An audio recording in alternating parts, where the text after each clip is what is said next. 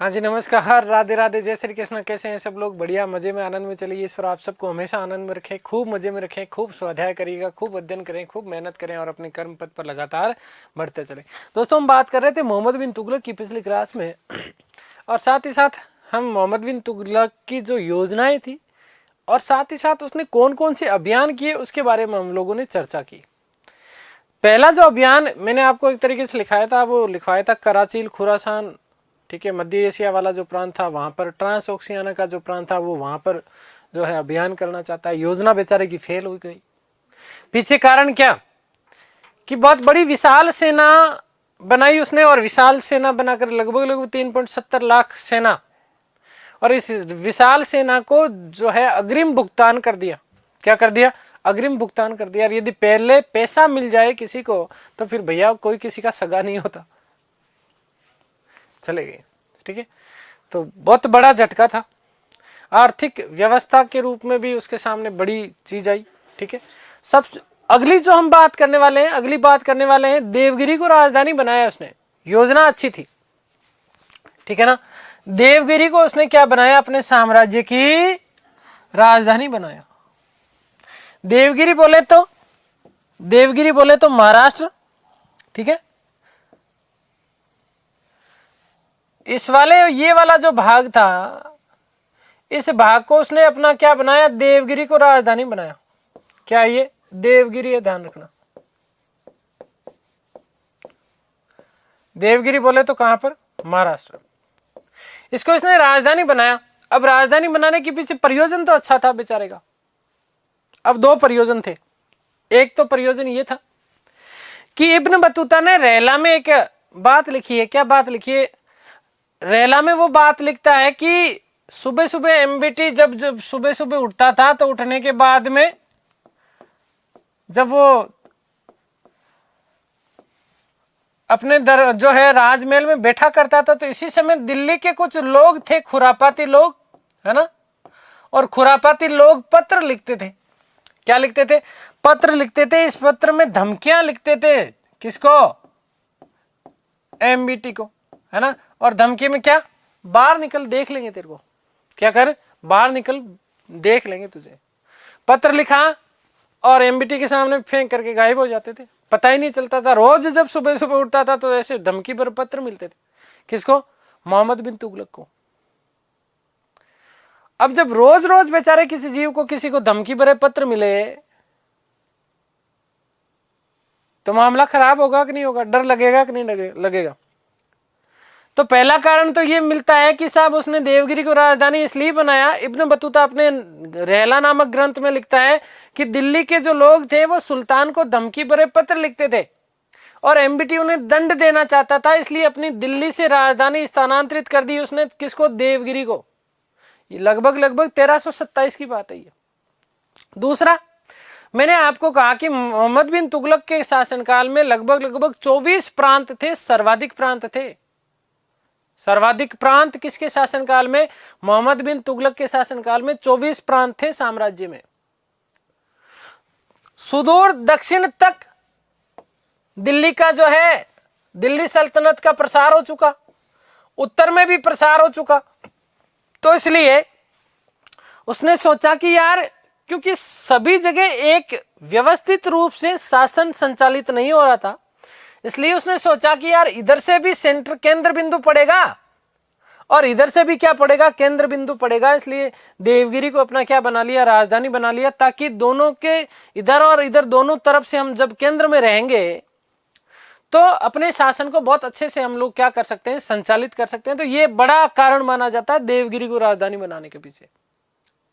इस देवगिरी को उसने राजधानी बनाया। न केवल राजधानी बनाया, इसकी अपितु देवगिरी का नाम रखा उसने दौलताबाद। क्या नाम रखा? दौलताबाद। तो ये मुख्य कारण माना जाता है। लेकिन बर्नी साहब कहता है कि जब उसे इस प्रकार के धमकी भरे पत्र मिलते थे, जब उसे धमकी भरे पत्र मिलते थे तो उसने दिल्ली को खाली किया।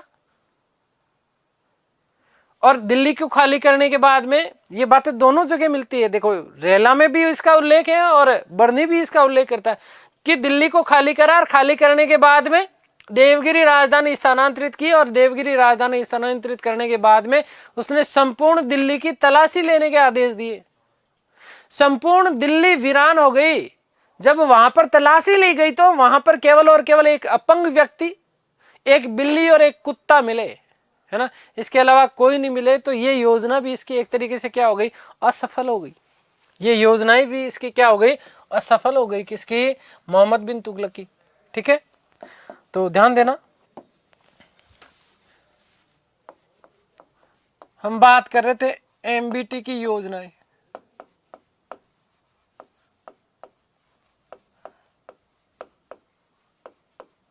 एमबीटी की योजनाएं वे अभियान।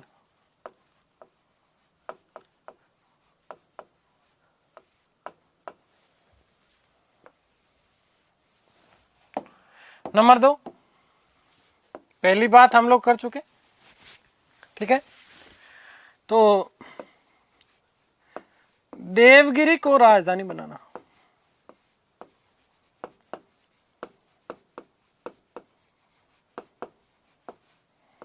देवगिरी को राजधानी बनाना कब बनाई, 1327 ईस्वी में।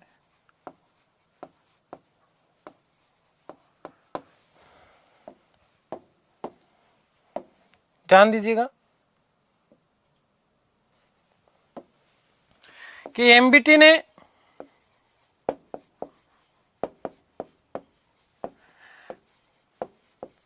देवगिरी को राजधानी बनाकर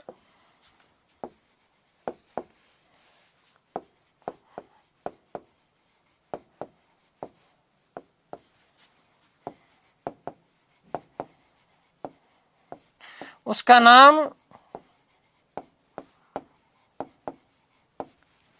दौलताबाद रखा।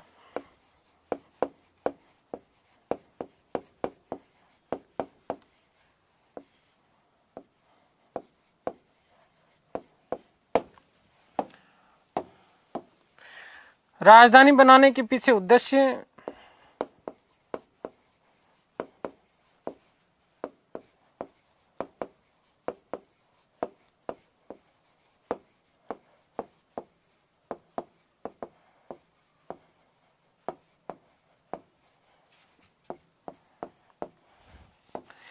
देवगिरी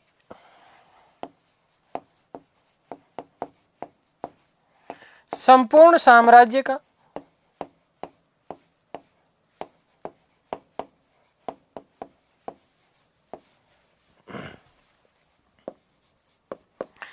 केंद्र बिंदु था।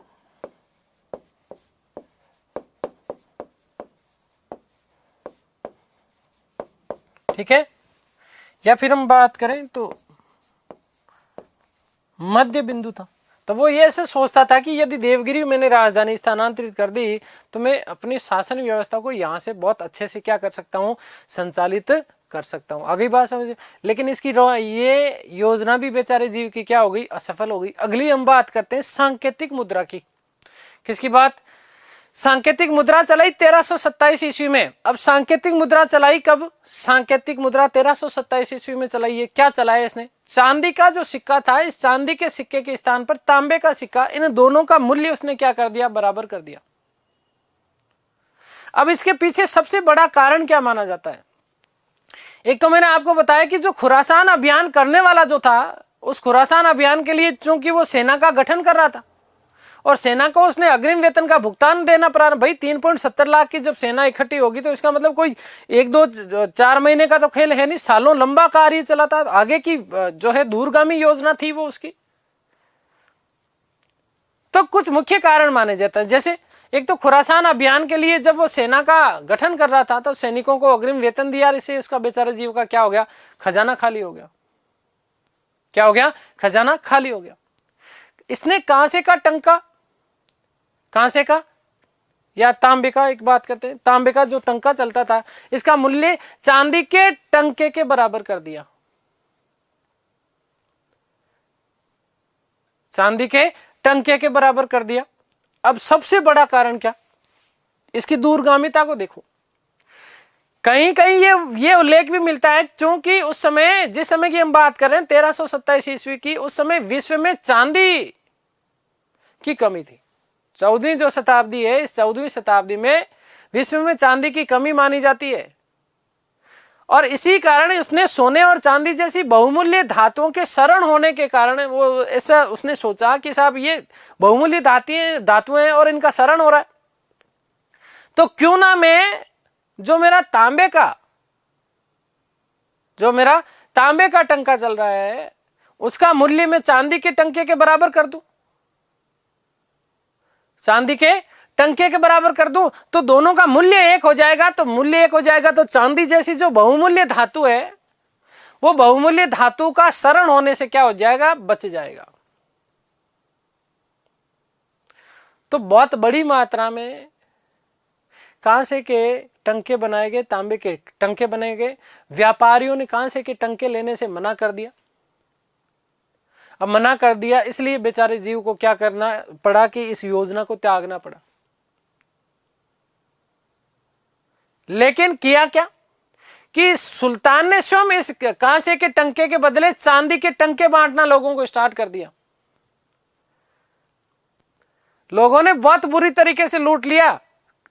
तांबे का, है ना, तांबे का या कांसे का टंका लेकर के जाते और ले जाने के बाद में चांदी का टंका लेता, है ना, और इस प्रकार से क्या हुआ कि उसकी सारा का सारा जो खजाना था वो खजाना क्या हो गया, खाली हो गया।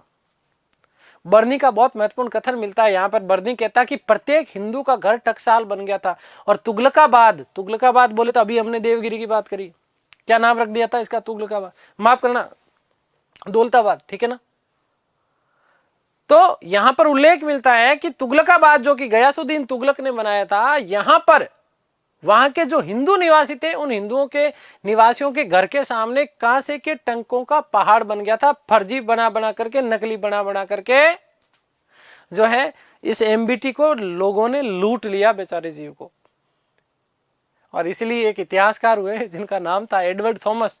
इन एडवर्ड थॉमस ने एमबीटी को धनवानों का धनवान कहा है या धनवानों का राजकुमार कहा है, ठीक है। तो सांकेतिक मुद्रा चलाई 1327 में, लेकिन परंतु वो क्या हो गई थी, उसकी विफल हो गई। सबसे बड़ा मुख्य जो उद्देश्य उसका माना जाता है ना, वो उद्देश्य ये माना जाता है कि 14वीं शताब्दी में चांदी की जो है, चांदी में गिरावट आई थी, और इसी गिरावट को उसने दूर करने के लिए जो बहुमूल्य जो धातुएं थी, इस धातुओं के शरण होने के कारण उसने क्या करा, कांसे का टंका जला दिया, दोनों का मूल्य बराबर कर दिया। लोगों ने उसको क्या कर लिया, लूट लिया, और ये योजना भी इसकी क्या हो गई, विफल हो गई। अब यहां पर एक विशेष महत्वपूर्ण बात याद रखनी है। क्या बात याद रखनी है कि सर्वप्रथम कागज की सांकेतिक जो मुद्रा चलाई गई थी वो चलाई थी चीन में। फर्जीवाड़ा करने में चीन वैसे ही आगे, आप लोगों को पता है ना। और चीन में जाकर के आपको कबूली खानी है। क्या करनी है, कबूली। तो चीन में सांकेतिक मुद्रा चलाई गई थी, कागज की सांकेतिक मुद्रा, और ये सबसे पहले काबुलाई खान ने चलाई थी चाइना में, ठीक है। आगे बात समझ में, ध्यान रखना, एमबीटी के समय की दो मुद्राएं, चांदी अदली कहा जाता था, ठीक है, 140 ग्रेन का सिक्का होता था। सोने का सिक्का जो है दिनार के रूप में उल्लेख मिलता है। इब्न बतूता ने सोने के जो सिक्के थे, उन सोने के सिक्कों को दिनार कहा है, जो कि 200 ग्रेन का हुआ करता था, ठीक है। आगे बात समझ में क्लियर है ना, तो इस चीज को ध्यान रखिएगा। हम बात कर रहे नंबर 3 योजना की।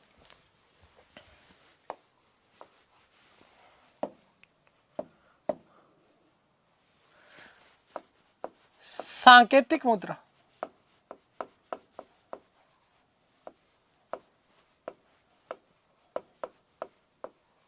का प्रचलन किया।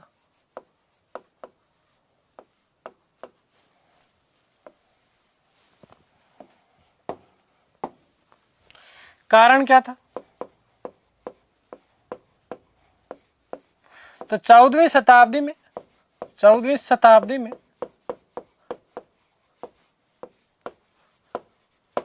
विश्व में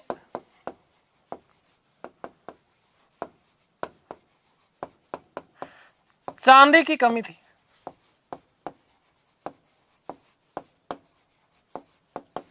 अतः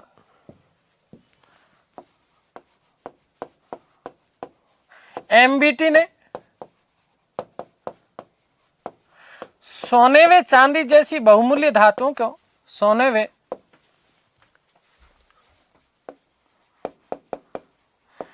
चांदी जैसी बहुमूल्य धातुओं के क्षरण को रोकने हेतु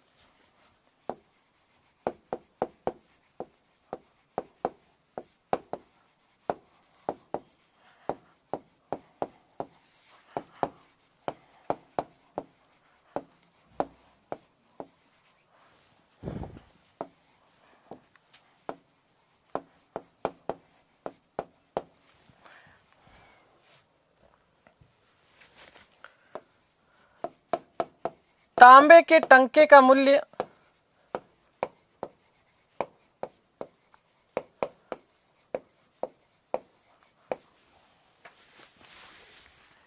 चांदी के टंके के बराबर कर दिया।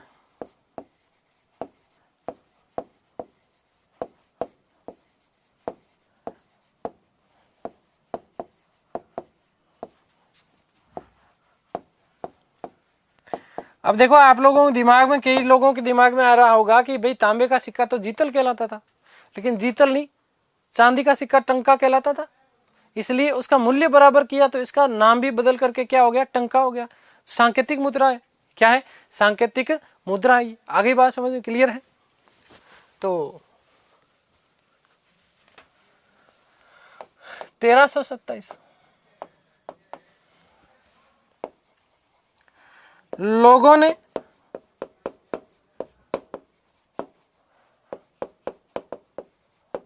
तांबे के टंके के बदले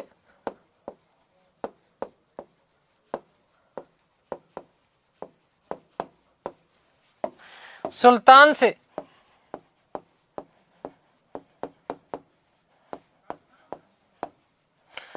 चांदी के टंके ले लिए।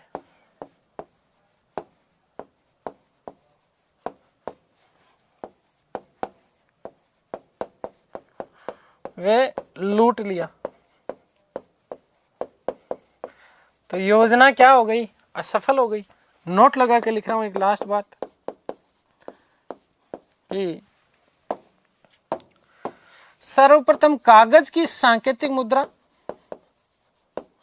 सर्वप्रथम कागज की सांकेतिक मुद्रा, देखो कागज में आपको कबूली रख के खाना है, ठीक है। चीन में कबूलाई खान द्वारा चलाई गई।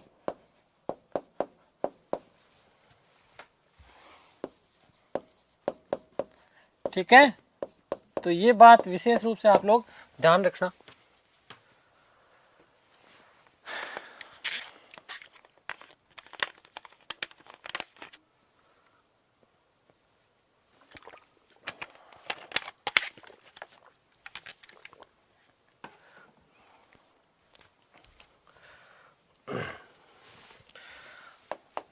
एक लास्ट कि थॉमस एडवर्ड्स ने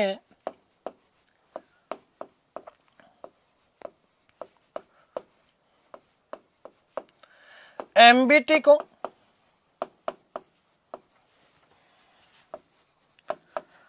धनवानों का राजकुमार कहा है।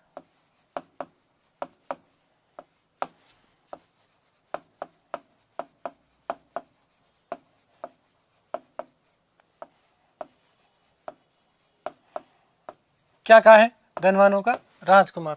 ठीक है, आगे बात समझ में क्लियर है? इसके अलावा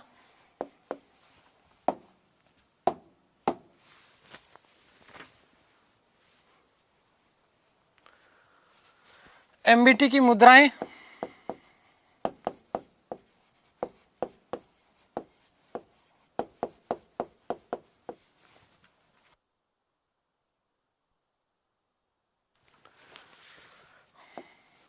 चांदी का सिक्का अदली, ठीक है, कितने? लगभग 140 ग्रेन का होता था। वही नंबर 1। नंबर 2, सोने के सिक्के को दिनार कहा गया।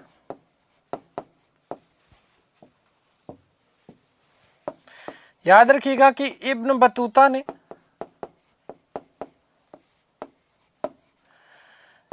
एमबीटी के सोने के सिक्के को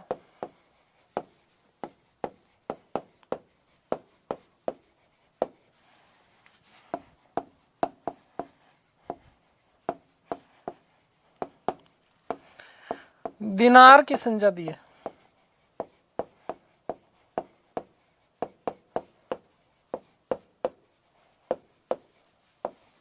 ठीक है, आगे बात समझ में, तो ये बात याद रखिएगा। ठीक है, अगली योजना क्या देखो, 1535-36 के काल के दौरान एमबीटी ने एक और योजना बनाई, क्योंकि चारों तरफ से लुट चुका था भाई। खुरासान कराची अभियान के लिए वो अग्रिम वेतन दे चुका, सांकेतिक मुद्रा वाली योजना चलाई, वो भी इसकी खराब हो गई बेचारे जीव की, तो आर्थिक रूप से बहुत ज्यादा जो हालत खराब हो गई, कुछ बचा ही नहीं है पास में। अब कुछ नहीं बचा तो क्या करा, अपने राज्य की आर्थिक व्यवस्था को सुदृढ़ करने के लिए, सुधारने के लिए उसने एक योजना बनाई। क्या योजना बनाई, समझो इसको भी। यदि हम बात करें दोआब क्षेत्र की, तो जैसे दोआब बात करते हैं तो गंगा यमुना दोआब क्षेत्र, कृष्णा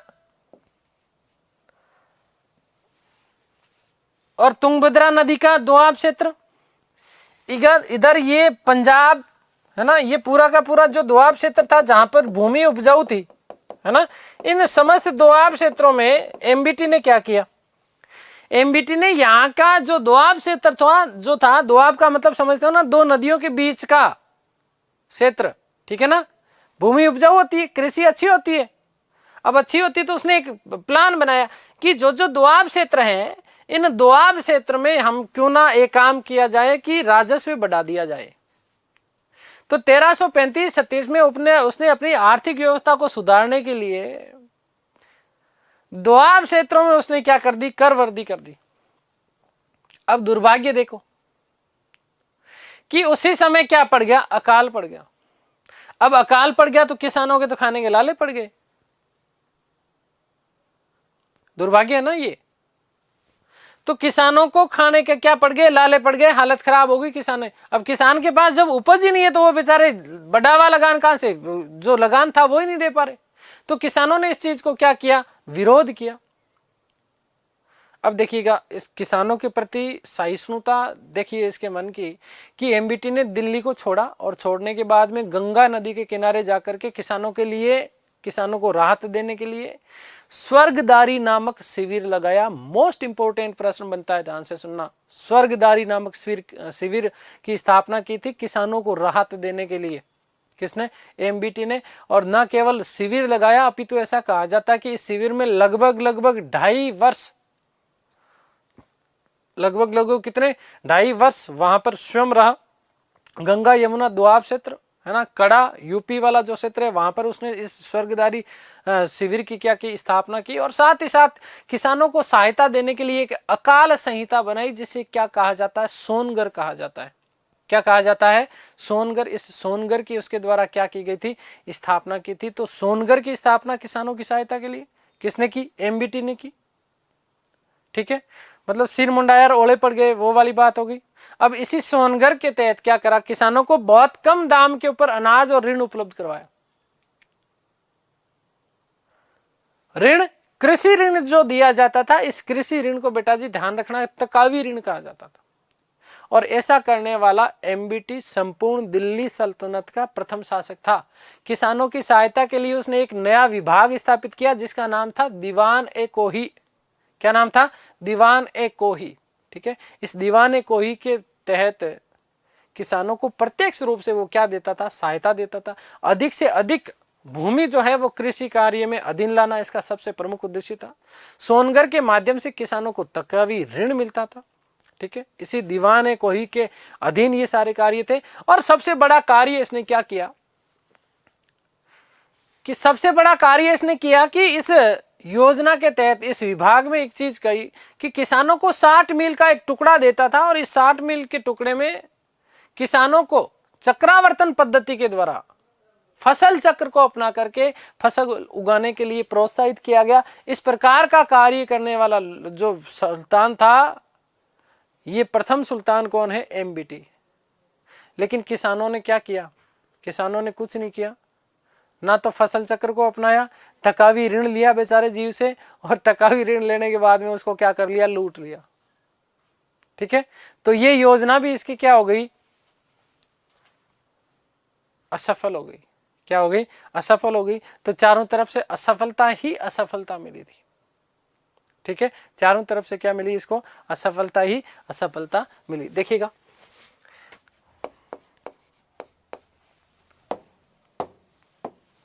कि दोआब क्षेत्रों में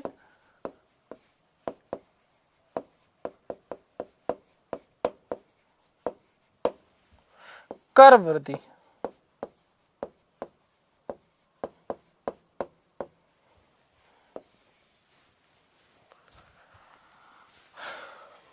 चौथी योजना है इसकी,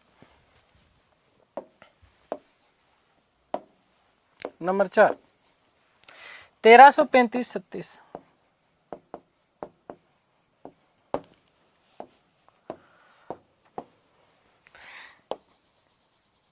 कि राज्य की आर्थिक स्थिति सुधारने हेतु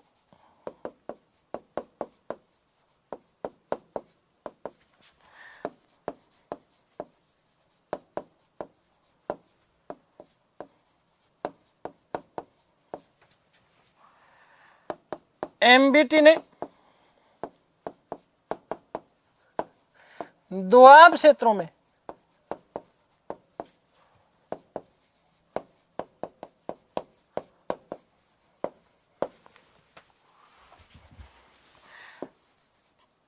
कर वृद्धि की, परंतु दुर्भाग्य से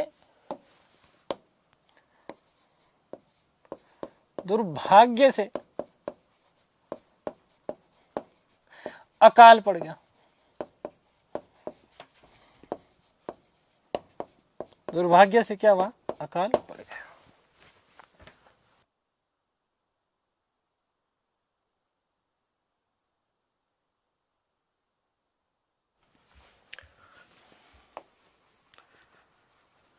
एमबीटी ने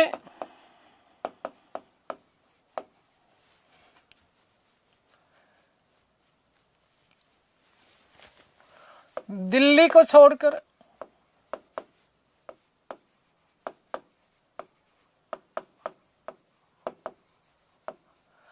गंगा यमुना दोआब क्षेत्र में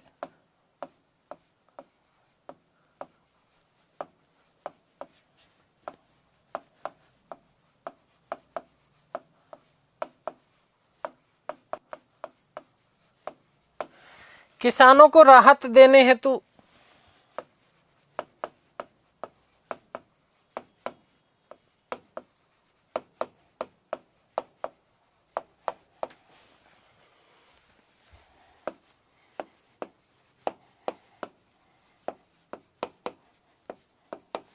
स्वर्गदारी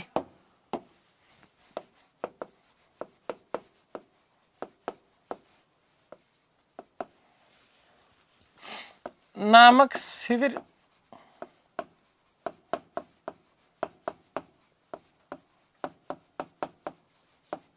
लगाया। ध्यान रखना, ये स्वर्गदारी जो शिविर था, कड़ा यूपी के क्षेत्र में।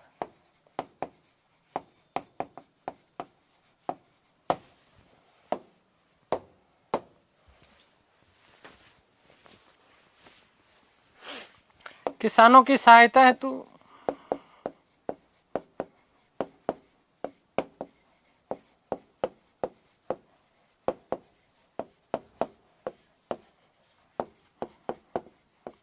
अकाल संहिता, इसको इंपॉर्टेंट करना भाई। अकाल संहिता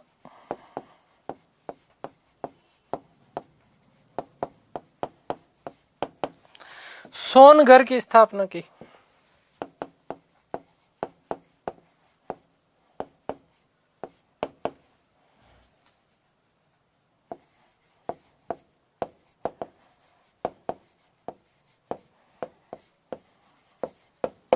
ठीक है।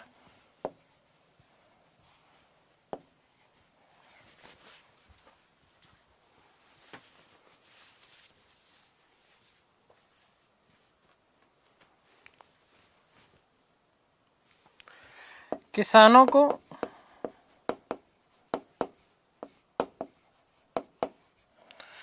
कम दाम पर अनाज उपलब्ध करवाया।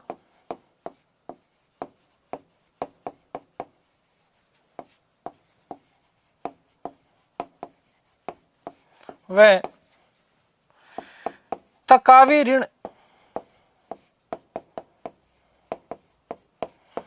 प्रदान किए। तकावी का मतलब होता है कृषि ऋण।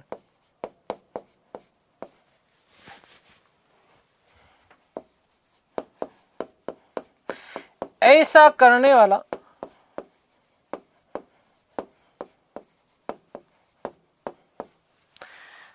प्रथम सुल्तान था। प्रथम सुल्तान था।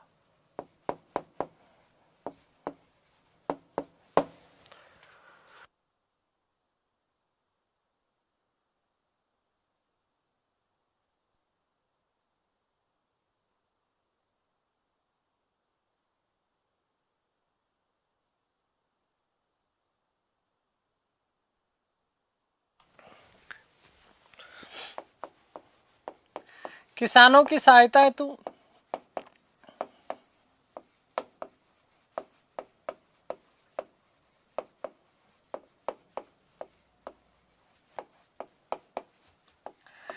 दीवान ए कोही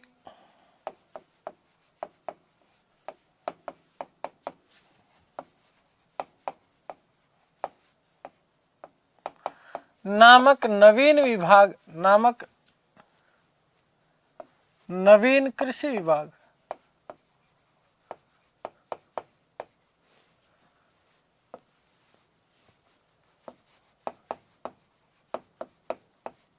की स्थापना की।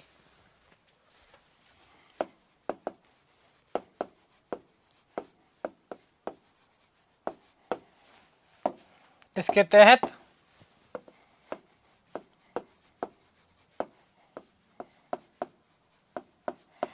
किसानों को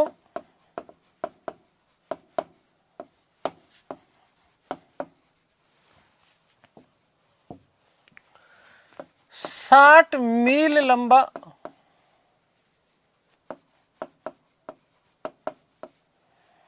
भूमि का एक टुकड़ा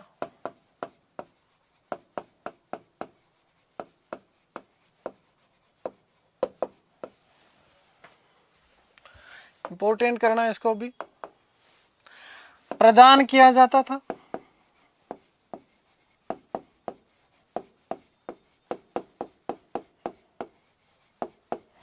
तथा फसल चक्र के अनुसार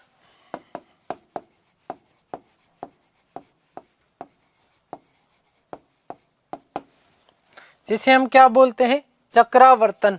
क्या बोलते हैं? चक्रावर्तन पद्धति। मोस्ट इंपोर्टेंट है, ये याद रखना।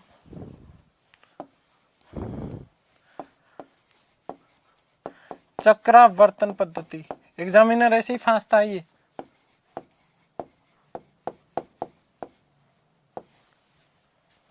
ठीक है, के अनुसार खेती करवाई जाती थी।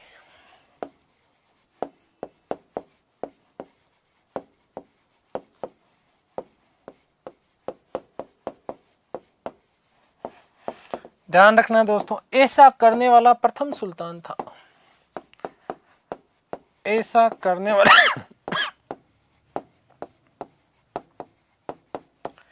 प्रथम सुल्तान था।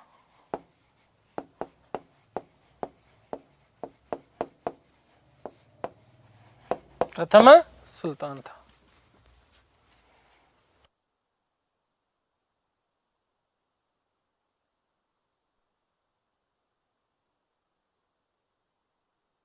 ठीक है, तो ये हमने महत्वपूर्ण बातें कर ली, कौन कौन सी इसकी योजनाएं थी। अंतिम बात हम लोग करने जा रहे हैं मोहम्मद बिन तुगलक के समय की। ध्यान रखना दोस्तों, इसके अंतिम समय में ऐसा कहा जाता कि गुजरात में एक व्यक्ति था जिसका नाम था तागी।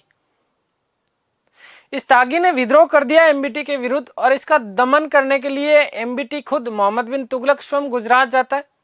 तागी को पराजित किया, लेकिन तागी पराजित होकर के हाथ में नहीं आया, वो सिंध भाग गया, थट्टा। तो एमबीटी ने पहला काम यह किया कि गुजरात में शांति स्थापित की, और शांति स्थापित करने के बाद में उसके दिमाग में एक कीड़ा आया। क्या आया कि मैं यहां से गुजरात से वापस चला भी जाऊंगा तो वो तागी वापस आएगा, फिर विद्रोह करेगा।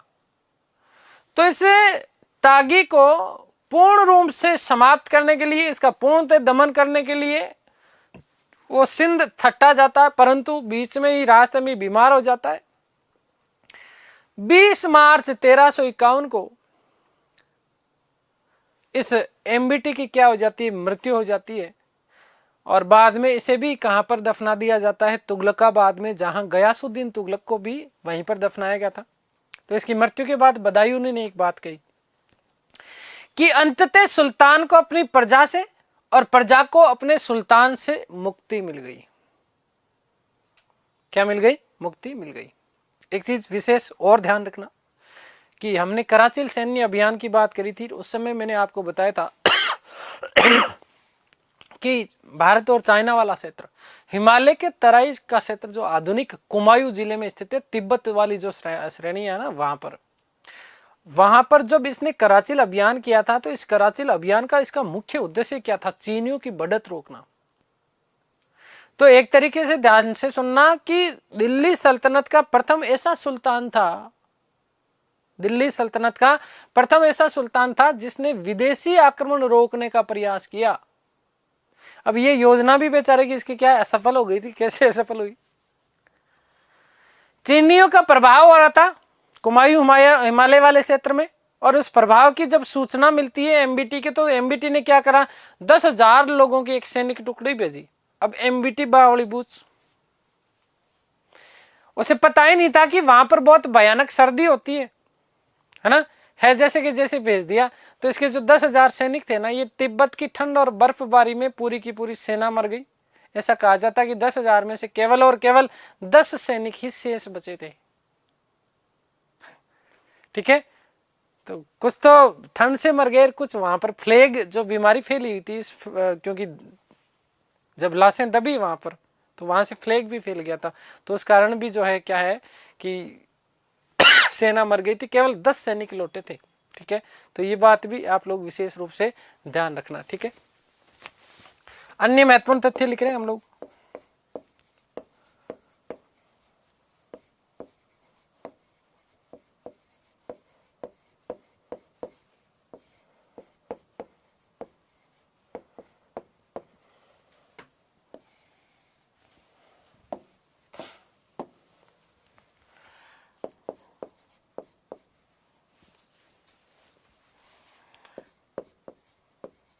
गुजरात के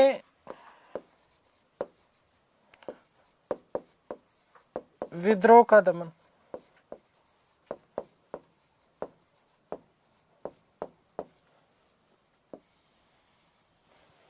ध्यान दीजिएगा कि गुजरात के तागी ने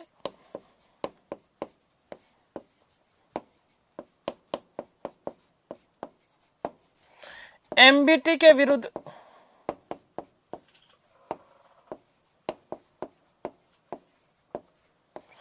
विद्रोह कर दिया।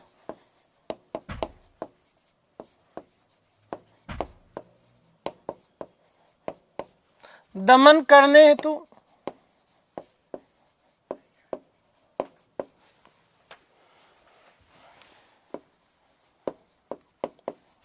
स्वयं एमबीटी गया।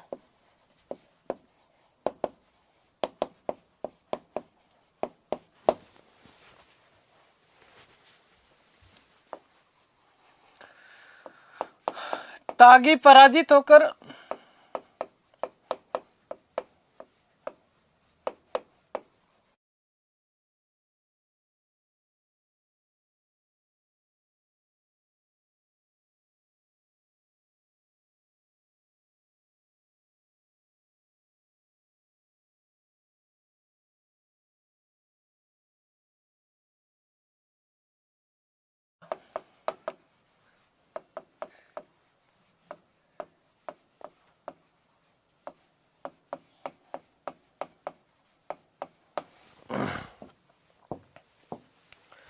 एमबीटी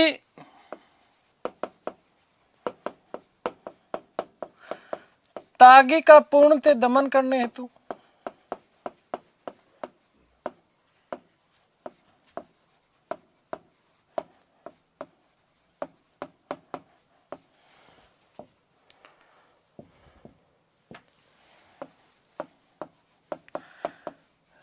सिंध रवाना हुआ। परंतु रास्ते में ही बीमार पड़ा।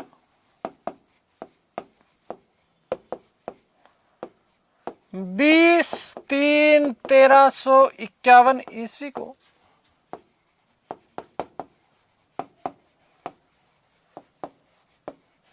मृत्यु हो गई।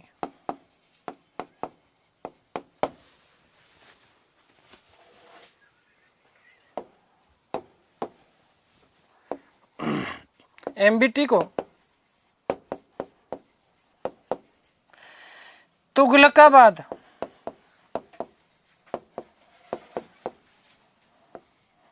में दफनाया गया। ठीक है साहब, नोट।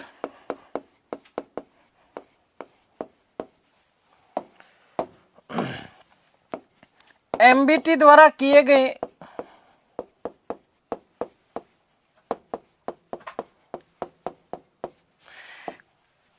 कराचिल अभियान का उद्देश्य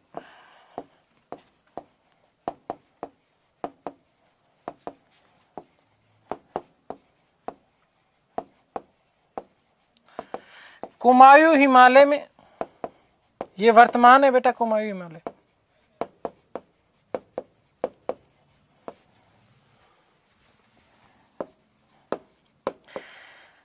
चीनियों की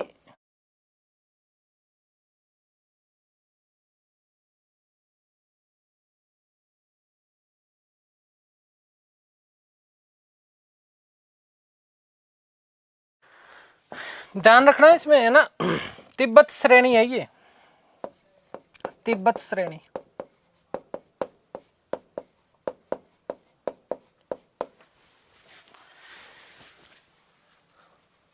चीनियों की बढ़त को रोकना था।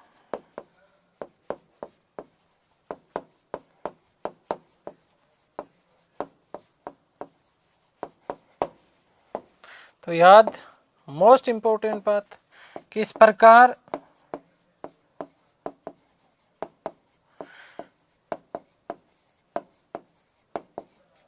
विदेशी आक्रमणकारियों को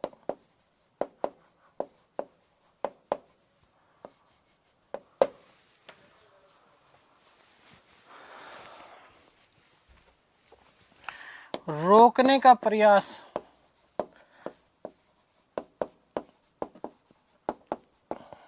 करने वाला प्रथम सुल्तान एमबीटी था।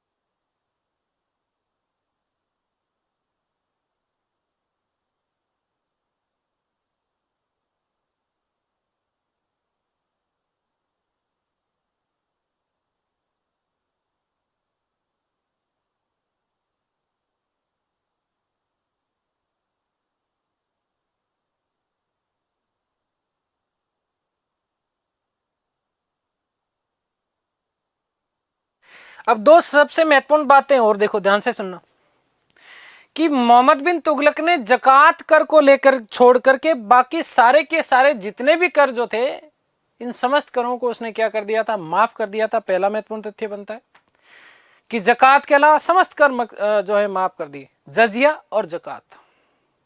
ठीक है, ये दो प्रमुख कर थे, जजिया और जकात। ठीक है, तो जकात कर को उसने क्या कर दिया, माफ कर दिया। एक विशेष बात कि मोहम्मद बिन तुगलक के शासनकाल के दौरान ही भारत में दो नए राज्यों का उदय हुआ। एक तो विजयनगर साम्राज्य 1336 ईस्वी में भारत का प्रथम हिंदू साम्राज्य माना जाता है, जिसकी स्थापना हरिहर और बुक्का नामक दो भाइयों ने की। मोस्ट इंपोर्टेंट प्रश्न बनता है कि विजयनगर साम्राज्य की स्थापना किसके शासनकाल में हुई? मोहम्मद बिन तुगलक के काल में 1336 में। दूसरा, बहमनी साम्राज्य की स्थापना 1347 में हसन गंगू, जिसका अन्य नाम क्या है? हसन बहमन शाह गंगू, ठीक है ना, इसके द्वारा की गई थी। ध्यान रखना कि एमबीटी को अबागा आदर्शवादी सुल्तान कहा जाता है। एमबीटी को पागल सुल्तान भी कहा जाता है। एल्फिंस्टन, हेवेल और स्मिथ, ये तीन इतिहासकार हुए, इन्होंने कहा कि एमबीटी में पागलपन के अंश विद्यमान थे, ठीक है। और साथ ही साथ इसको रक्त पिशासु शासक भी कहा गया क्या कहा गया है? रक्त पिशासु शासक भी कहा गया है। तो देखिएगा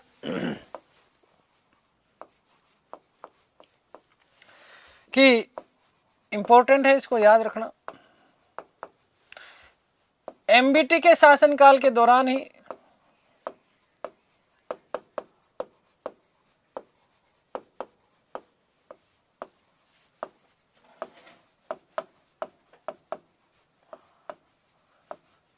मध्यकालीन भारत में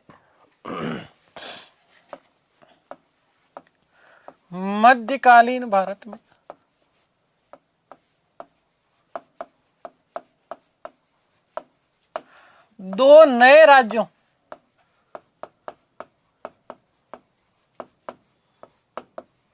का उदय हुआ।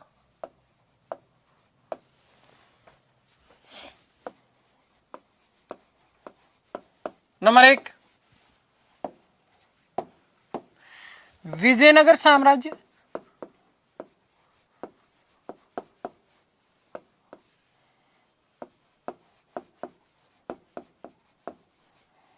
स्थापना की गई थी 1336 में।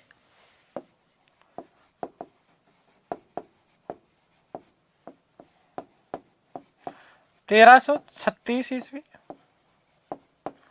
हरिहर व बुक्का नामक दो भाइयों के द्वारा।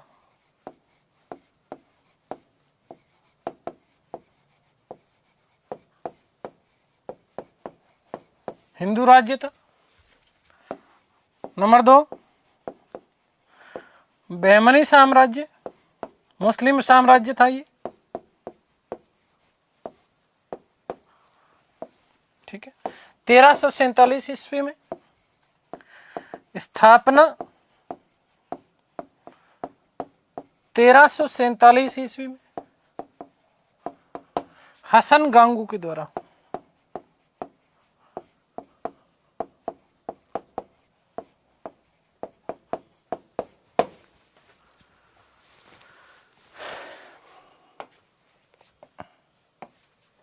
क्या नाम मिलता है इसका? हसन बहमन शाह गांगू।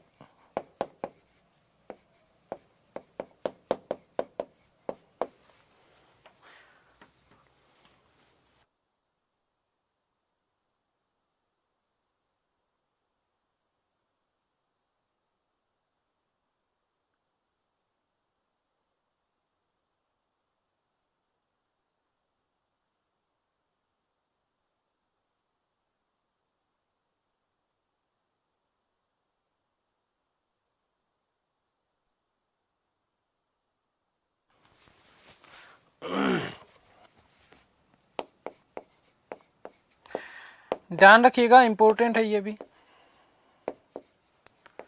कि बदायूनी ने एमबीटी की मृत्यु पर कहा कि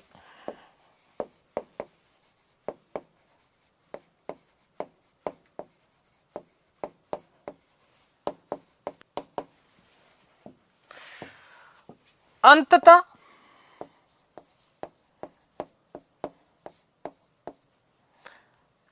सुल्तान को प्रजा से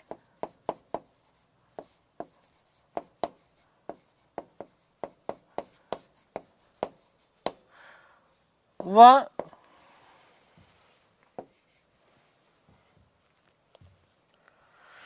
प्रजा को सुल्तान से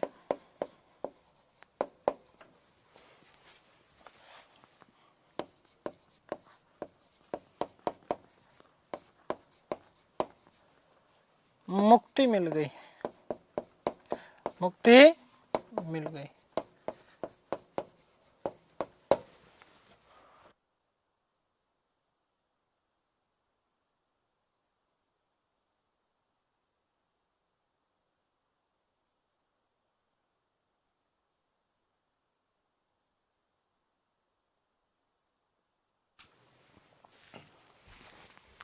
याद रखिएगा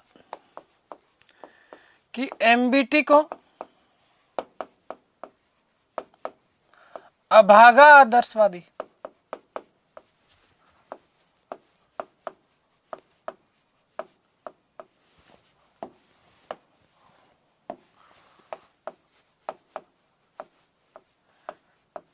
सुल्तान,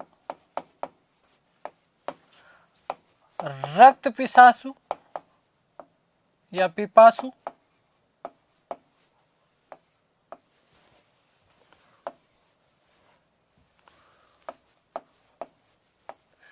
सुल्तान भी कहा जाता है।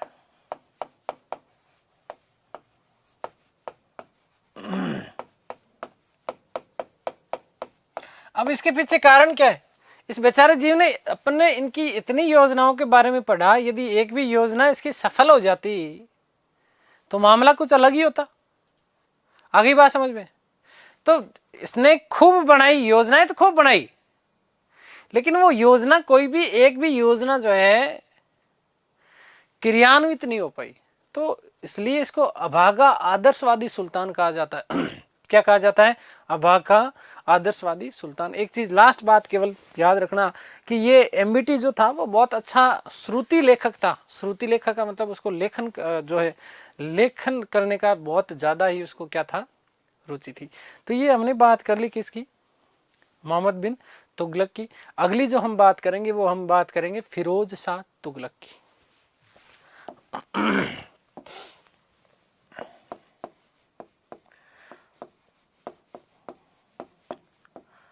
फिरोज शाह तुगलक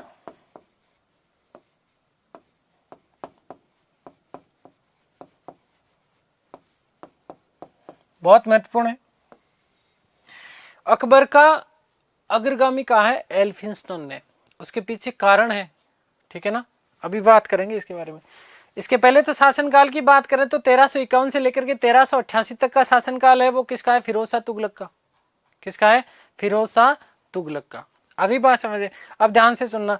वस्तुतः यदि हम बात करें एमबीटी, तो एमबीटी का इसका रिलेशन क्या है? एमबीटी और इसका रिलेशन ये है,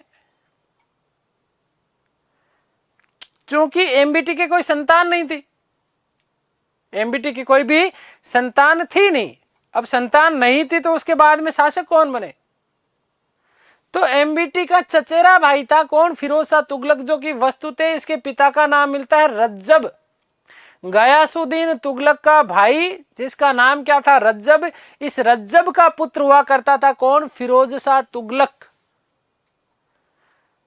अमीर वर्ग और बाकी अन्य वर्गों के कहने के बाद में जबरदस्ती जो है इसको क्या बना दिया गया? शासक बना दिया गया। थोड़ा सा उलेमा जो वर्ग है, इस उलेमा वर्ग का इसके ऊपर थोड़ा सा प्रभाव था। प्रारंभिक जो समय था फिरोज शाह तुगलक, इस फिरोज शाह तुगलक ने अपने प्रारंभिक समय में उलेमा वर्ग को प्रसन्न करने का प्रयास किया और इसी दौरान उसने कई अपराध भी किए, अगण्य अपराध थे। हिंदू मंदिरों को उसने तुड़वाया। क्या करा? हिंदू मंदिरों को तुड़वाया इसने, ठीक है। तो ये इसकी थोड़ी सी भर्त्सना की जा सकती। बाकी इसके अलावा फिरोज शाह तुगलक ने साम्राज्य विस्तार करने में कहीं कोई भी ध्यान ही नहीं दिया। उसका, फिरोज शाह तुगलक का केवल और केवल एक ही उद्देश्य था कि किस प्रकार से अपनी जनता का कल्याण किया जा सके। जितना साम्राज्य, उस साम्राज्य को मैं अक्षुण्ण बनाए रखूं, उस साम्राज्य को मैं स्थापित रखूं, परंतु मैं जनता का किस प्रकार से ज्यादा मैं क्या कर सकता हूं? उद्धार कर सकता हूं। ये इसका प्रमुख जो था उद्देश्य था। किसका? फिरोज शाह तुगलक का। जनता के लिए कल्याणकारी कार्य किए इसने, ठीक है। और इन्हीं कल्याणकारी कार्यों के कारण इलियट और एल्फिंस्टन ने फिरोज शाह तुगलक को सल्तनत काल का अकबर कहा है। क्या कहा है? अकबर कहा है। क्या क्या कार्य किए, ये सारी की सारी बातें हम लोग बात करने वाले। देखो मैंने अभी आपको बताया कि फिरोज शाह तुगलक जो था वस्तुतः मोहम्मद बिन तुगलक का चचेरा भाई था। इसके पिता का नाम रज्जब था। माताजी हिंदू माता थी इसकी, जिसका नाम था बीबी जेला। क्या नाम था? बीबी जेला। राजपूत रानी हुआ करती थी। अमीर और उलेमा वर्ग ने जबरदस्ती इसका राज्याभिषेक किया। 22 मार्च 1351 को इसको क्या बना दिया गया था? सुल्तान बना दिया गया। अब जहां से हम रज्जब की बात करते हैं तो रज्जब जी के बारे में कुछ थोड़ी सी अनुश्रुतियां, ये कितना सही है इसको सही तो मान नहीं सकते। हालांकि हम जब बात करते हैं दादू पंथ की, तो दादू पंथ में भी रज्जब का उल्लेख मिलता है कि रजब ने गजब किया रहा दूल्हे के वेश में। वस्तुतः जब ये विवाह करने के लिए जा रहे थे तो इसी समय दादू के प्रवचनों से प्रभावित होकर के वैराग्य भाव जन्म जाग उठा अंदर, और इन्होंने जीवन भर जो है विवाह नहीं करने का निश्चय किया। परंतु विवाह जो है दूल्हे के वेश में रहते रज्जब जी, वो दादू पंथ के थे, अलग थे। अब लेकिन कई इतिहासकारों ने, कई लोगों ने, इतिहासकार तो नहीं कहूँगा मैं, गाइड कहूँगा, कई गाइडों वालों ने जो है ना इसको जोड़ने का प्रयत्न किया इसके फिरोज शाह तुगलक के पिता के साथ में। वस्तुतः वो सही नहीं है। अब उसके पीछे कारण भी मानो ना, दादू दयाल की यदि हम बात करते तो 1540, और यहां हम भैया 14वीं शताब्दी में चल रहे हैं। कहाँ चल रहे हैं? ये मेरा जवाब है उन गाइड वालों को जिन्होंने ये इस तरीके की चीजें करने का प्रयास किया है। ठीक है ना? अमर हो गया था क्या है? दादू का शिष्य था रजब आगे जाकर के। तो कई लोगों ने बताने का प्रयास किया, तो ध्यान रखना कि ये क्या है, असंगत है, गलत है। ठीक है। फिरोज शाह तुगलक कौन है? कि अजनबी कौन हो तुम? तो ध्यान रखना कि गयासुद्दीन तुगलक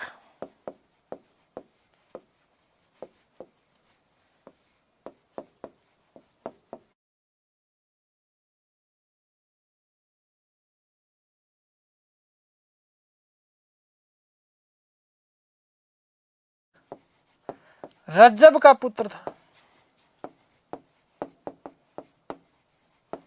अर्थात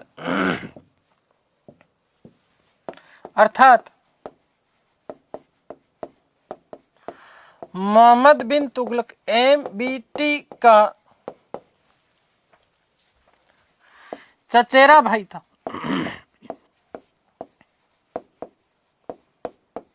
ठीक है। देखो हमने जब तुगलक वंश की बात की थी ना, तुगलक वंश मैंने आपको कहा कि कैरोना या करोना तुर्क माने जाते थे। करोना का मतलब मिश्रित तुर्क थे।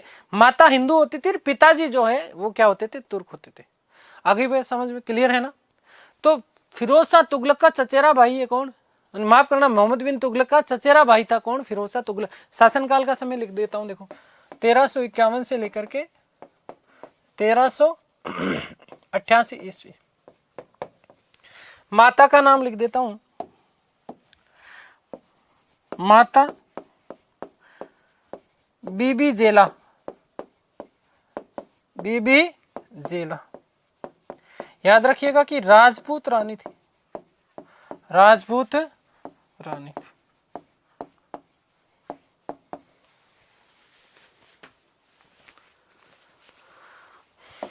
राज्याभिषेक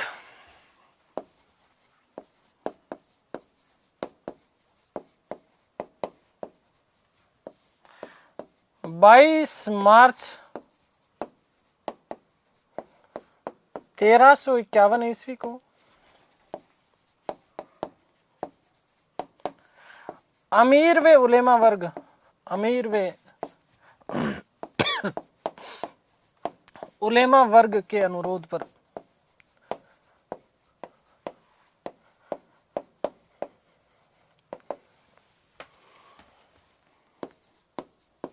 किया गया। ठीक है। और क्या क्या इसके जीवन काल की महत्वपूर्ण घटनाएं थी, उन समस्त घटनाओं के बारे में हम बात करेंगे हमारी अगली कक्षा में। उम्मीद करता हूँ सारी चीज़ें आप लोगों को समझ में आई होगी। ईश्वर से प्रार्थना करता हूँ कि आप सब स्वस्थ रहें, मस्त रहें, तंदुरुस्त, आह्लादित और प्रसन्नचित रहें। इस सृष्टि की संपूर्ण खुशियाँ आपको और आपके परिवार को मिले। मिलते हैं हमारी अगली कक्षा में, तब तक के लिए सभी को धन्यवाद। नमस्कार। Thank you so much.